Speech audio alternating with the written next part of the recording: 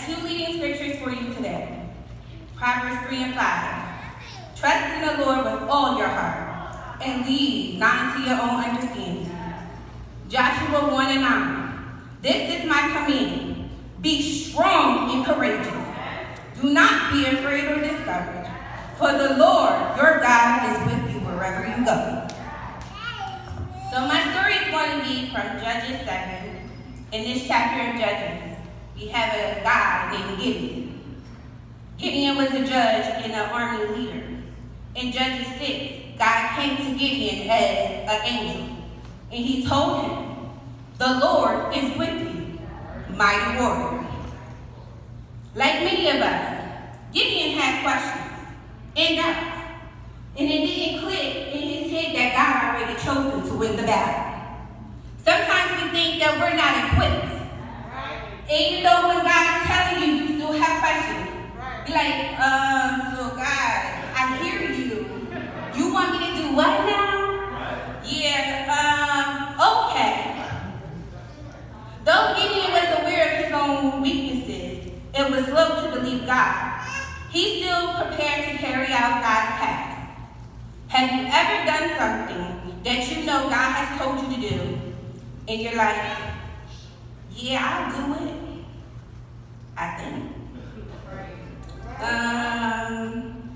All right, Lord, have a serious conversation with them.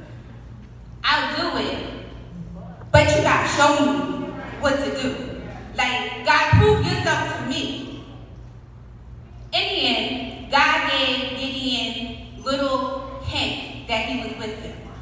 In my personal journey, as you heard from Minister Deacon Kevin reading my bio, I'm running for office.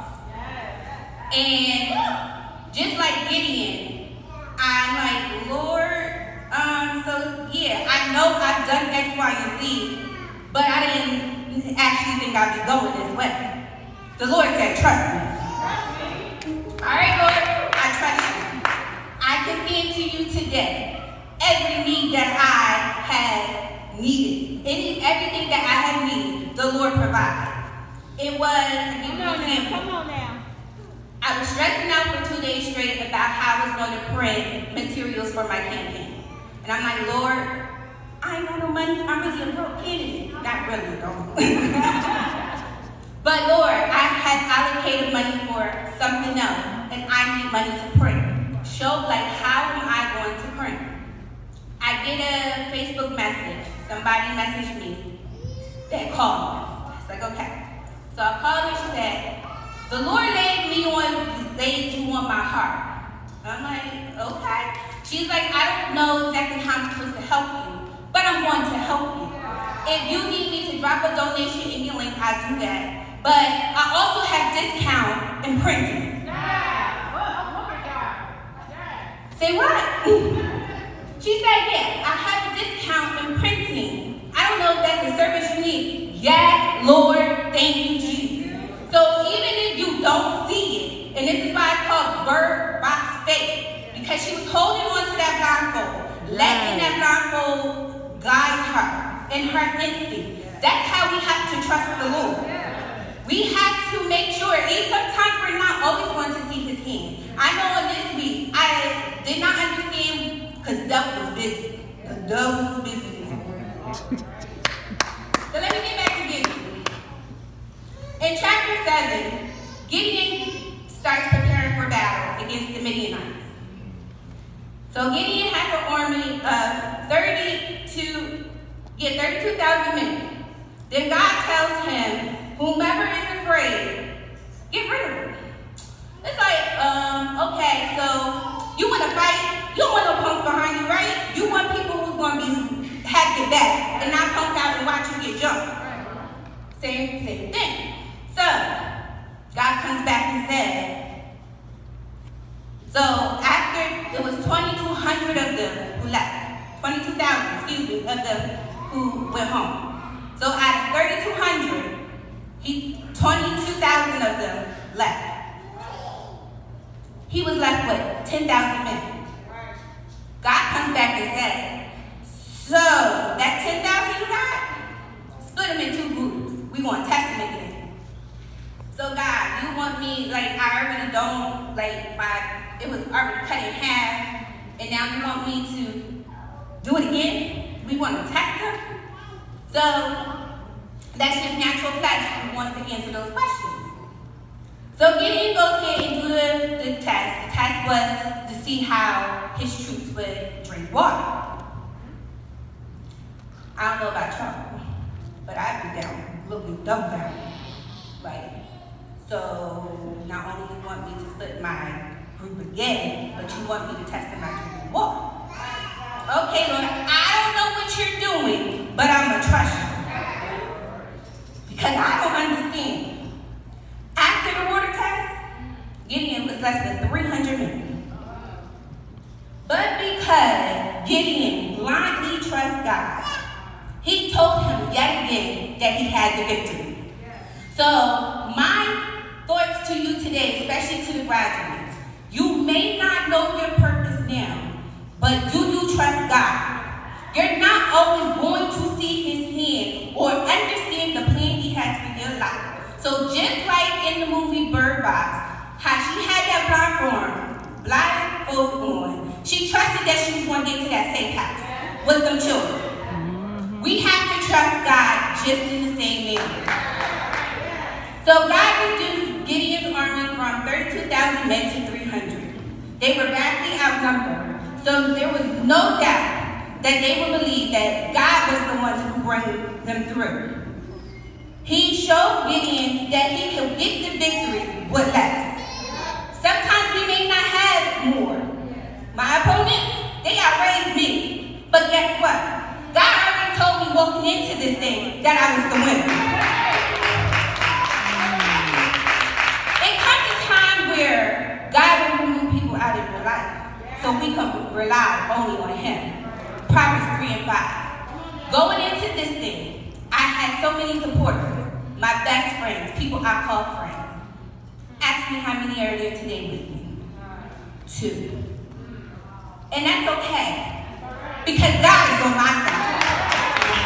I don't need to trust me. I don't need to put my faith in me, because me will fail me each and every time. Sometimes you gotta learn that the hard way, but God will always show up for you. If you trust and believe in him long enough for him to guide you and show you the way, he will. We can't trust in our own ability to carry us through on a divine assignment. We cannot lean to our own understanding. I'll give you another example. On Friday, I had my first debate.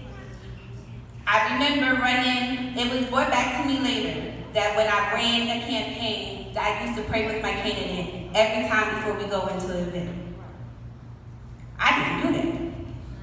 So I got up there, my heart started palpitating, I started sweating, and I'm like, God, what? He said, you ain't recognize me. I said, well, all right. So I meditated real quick while I was on live stream. Got myself all the way together. Why? Because all of my work, I know I was prepared for this journey. I know the material. I know the policy views to move my state forward and to help my community. But what I forgot was my God. Don't ever count out God. Make sure he's the first in everything that you do. Everything. I don't care if it's a simple, Lord, so this test is really hard. What am I going to do? Ask him. Ask him. He will direct you. Ask God. Trust. And when you ask God, you have to believe it. So what is the point of asking God for something and you don't believe that he can do it? Right.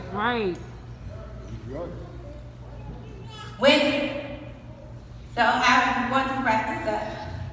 And I would say after studying this word, I have bird box faith because God is guiding me and leading me just like he did Sandra Bullock in the movie. Right. And to the graduates today, we're supposed to be celebrating, right?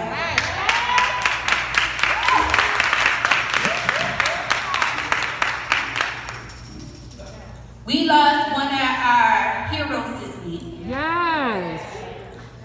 our King T'Challa, Chadwick Boseman.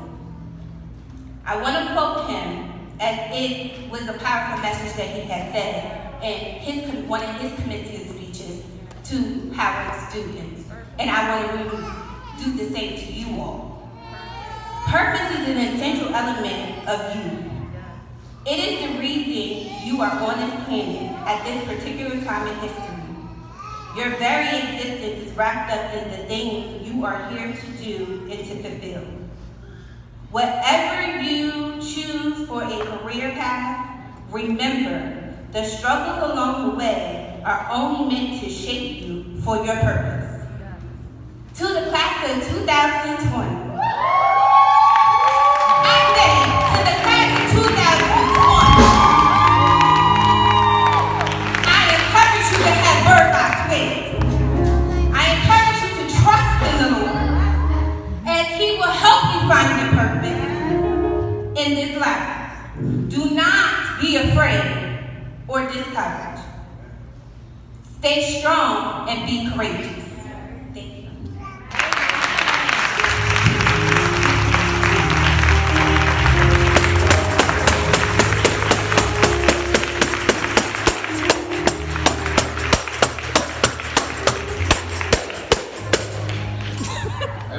You got the word. Thank you. Make me well and happy. Amen. That's what I need.